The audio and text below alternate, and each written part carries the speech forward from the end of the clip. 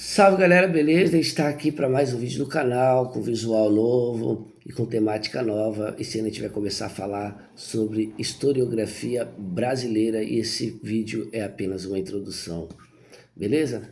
Então, antes de qualquer coisa, deixe seu like, seu comentário, se inscreve no canal, porque esse é um pagamento vital que você faz para que a gente continue produzindo cada vez mais para o YouTube. Bom, eu vou direto ao tema, sem delongas. Digam aí se a qualidade do vídeo melhorou, piorou, se o áudio está bom, porque o meu microfone está com problema.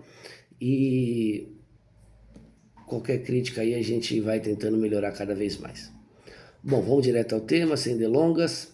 É muito complicado falar sobre historiografia brasileira e é legal que você já tenha uma noção da historiografia de modo geral que a gente já está estudando aqui no canal há algum tempo. E, bom, eu pensei em começar dizendo aqui que basicamente a gente pode pensar a historiografia brasileira a partir da obra do Frei Vicente Salvador, né? Ainda no período colonial, que não é necessariamente uma historiografia, mas é uma produção a respeito da história do Brasil e que vai ser escrita no século XVII, que vai ter importância até meados do século XIX. Então, para quem quiser conhecer, eu recomendo uma leitura breve, mesmo que seja não tão profunda, da obra do Frei Vicente Salvador. No entanto, é vista mais como uma fonte do que necessariamente uma produção historiográfica, pelo menos pela ótica da historiografia atual. É a partir de 1720 que começa a se formar na Academia Real uma tentativa de pensar a história nacional portuguesa e de suas colônias. Então, a Academia Real da História Portuguesa, na qual começa a incluir um pouco da história colonial, né? Não é assim chamado, dos vice-reinos, como eram chamados, e esse é um pontapé assim oficial, um pouco mais objetivo sobre a tentativa de se escrever uma história do Brasil, embora seja do ponto de vista da colônia, né? Do ponto de vista da colônia, não, perdão, do ponto de vista do Império, né? De Portugal. E em 1724 é fundada a Academia Brasilística dos Esquecidos na Bahia, na tentativa de se produzir aí sim uma visão historiográfica do Brasil, embora mais ligada à ideia de romantismo, né? Então não necessariamente a ideia de ciência, mas um pouco vinculada ainda às noções de literatura. E depois a gente vai ter a Academia dos Renascidos, um pouco depois, né, em 1759, e, bom, não se produziu muita coisa nessas experiências. Acredito que, oficialmente, a produção da historiografia brasileira ela vai ganhar mais força a partir do surgimento do Instituto de História e Geografia Brasileiro, em 1838, muito vinculado ao Império, na figura de Dom Pedro II, e ao catolicismo, na tentativa de se escrever e produzir uma história nacional oficial, ligado, creio eu, às noções de historiografia do historicismo alemão, né? A ideia de fonte, de particularidade do processo. Então ainda a gente não tem uma grande influência positivista no sentido metodológico, embora tenha uma certa noção positivista a respeito, a gente vai ver, da questão racial étnica, né? Mas é importante dizer aqui a respeito do Instituto de História e Geografia, que funciona até hoje, que em 1846 foi feito um concurso para se promover como que se deve pensar a história do Brasil. E quem vai ganhar esse concurso é um naturalista, né, um botânico e também considerado antropólogo, o Carl von Matheus, que ele vai escrever a sua tese, né, que vai vencer, que é a Lei Particular das Forças Diagonais, na qual o Brasil, segundo essa proposta, nasce da confluência das raças, da miscigenação, ou seja, do indígena, nativo, tupi-guarani, sobretudo, o lusitano, né, europeu, português, e as diversas etnias que vieram da diáspora africana.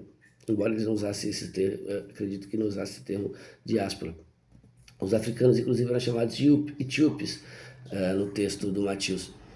E isso vai ser importante porque até hoje, né, essa ideia de miscigenação, eu inclusive estou estudando isso aqui, a ideia de miscigenação no século XVI, Canané e Iguape, então isso vem de certa forma até os dias de hoje, embora se transformou a abordagem, a maneira de se olhar.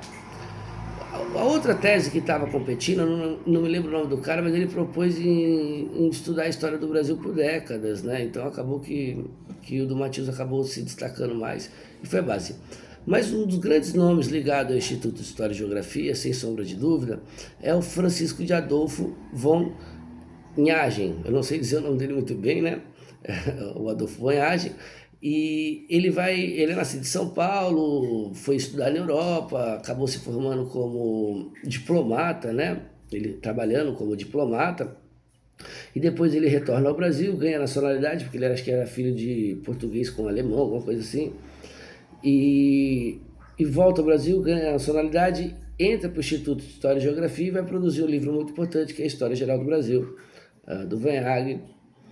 E hoje sofre uma série de críticas, a gente vai comentar aqui no final do vídeo, mas a grande importância do Van Hagen no processo da formação da história do Brasil, né, da historiografia brasileira, é a questão, e aí a grande influência do historicismo, do resgate de fontes, né, porque ele era, inclusive, o Van Hagen é, como eu disse, um diplomata, então ele teve acesso à Torre do Porto, em Portugal me fugiu o nome agora, uma torre que é cheia de documentos lá, se não me engano, em Lisboa, e ele vai fazer um resgate da documentação da história do Brasil, e se também não me falha a memória, salvo engano, foi o Van Hagen que resgatou, por exemplo, a carta do Pero Vaz de Caminha, né? Então ele é muito importante nessa questão da seleção dos documentos que hoje compõem boa parte da documentação histórica brasileira e também da importância de se construir uma historiografia a partir das fontes históricas. Então o Van Hagen tem essa grande contribuição, embora hoje sofra críticas a respeito da forma como ele interpretou a história do Brasil, no sentido de pensar o Brasil, isto ligado à ideia da época do Instituto de História e Geografia, sua ligação com o Império e o Catolicismo, como um país ocidental. A gente vê depois na obra do Gilberto Freire que isso é criticado. Um país, sobretudo, de civilização e cultura europeia, na qual essa cultura europeia branca e católica tinha como função um certo processo civilizador dos povos que aqui se encontraram por diversos motivos históricos, né? Então, isso é muito criticado, inclusive pelo Capriciano de Abreu, que eu já vou comentar um pouquinho mais aqui, que vai ser o próximo vídeo que a gente vai gravar aqui para o canal. E acho que é isso, assim, o Van Hagen ele tem essa força na gênese do processo de uma historiografia propriamente dita do Brasil, né? Na ideia de se pensar as fontes, se pensar particularidades da história do Brasil, muito ligado ao historicismo, né?